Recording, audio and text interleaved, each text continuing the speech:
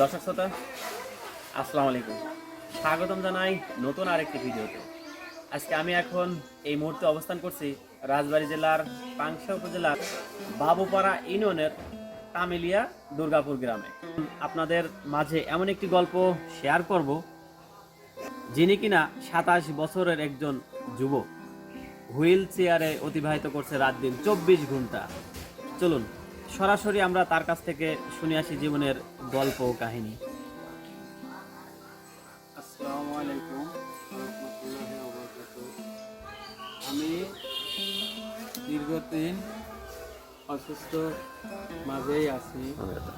এখন বর্তমান এইভাবেই আমি চলাফেরা করতেছি হুইল চেয়ারে,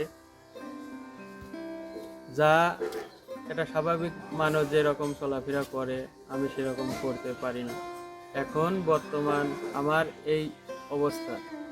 আমি কাঠমিস্ত্রি কাজ করতাম, ঠিক আছে, করার পরে এই একটা দুর্ঘটনা হওয়ার পরে মানে গাছের ডাল কাটতে যায়, সেই ডালটা কারেন্টের তারের পর পড়ার পরে গাছ ধরে কারেন্ট হওয়ার পরে আমার গাছ থেকে পড়ে গেছিলাম। পড়ে যাওয়ার পরে মাজার মেরুদণ্ডর হাড় ভেঙে গেছে, এটা স্পাইনাল কর্ড ইনজুরি বলে, ঠিক আছে। এই হলো অবস্থা।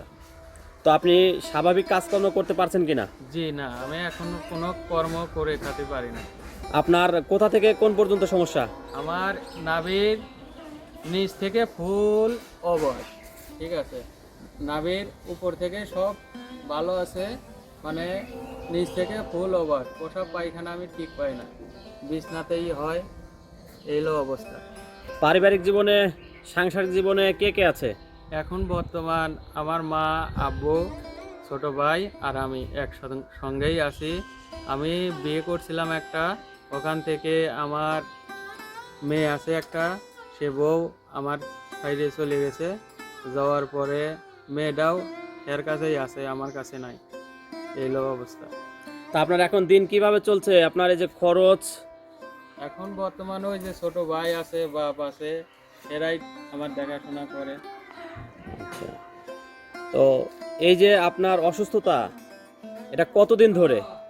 এতে বর্তমান মনে করেন যে ফুল করোনা যে সময় হয় সেই সময়টা অ্যাক্সিডেন্টটা করেছিলাম আমি। এটা কি ভালো হওয়ার কোনো সম্ভাবনা আছে? এখন এটা ডাক্তার বলেছে যে তোমার 100% 99%ই নাই, তাতে আশা করা যায় আল্লাহর রহমতে আর ভালো হবে না। আপনার তাহলে সারাটা জীবন এইভাবে হুইল চেয়ারেই কাটিয়ে দিতে হবে? এখন আল্লাহ পাক যে দুদিন বাঁচা রাখে এরকমই থাকতে হবে, এই আলহামদুলিল্লাহ। প্রিয় দর্শক শ্রোতা, বাপ দাদার রেখে যাওয়া সম্পত্তি যা ছিল সবই শেষ। জরাজীর্ণ ঘরে বসবাস করছে আমাদের এই লতিফ ভাই। ভাগ্যের এমন পরিণতিতে সব হারিয়ে যেতে বসেছে এই লতিফ ভাই। প্রিয় দর্শক শ্রোতা, ভাইয়ের পক্ষ থেকে আমি সবার কাছে দোয়া চাই।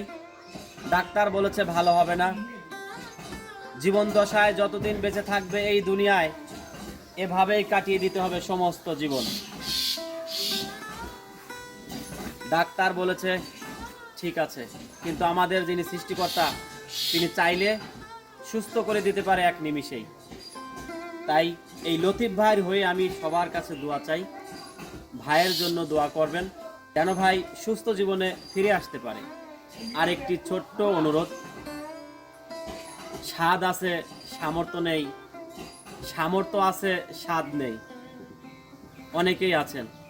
প্রিয় দর্শক শ্রোতা, আমি আপনাদের কাছে বলবো, যাদের মন মানসিকতা রয়েছে, সামর্থ্য রয়েছে সাহায্য সহযোগিতা করার, আপনারা সরাসরি এই লতিফ ভাইয়ের সাথে দেখা করে কিছু আর্থিক পারেন আর কিছু খাদ্য সামগ্রী পারেন, এগুলো দিয়ে সহায়তা করবেন।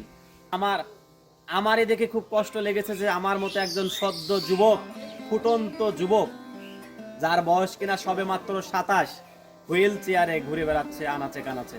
দূরে কোথাও যাওয়ার আর সৌভাগ্য হয়তো বা হবে না।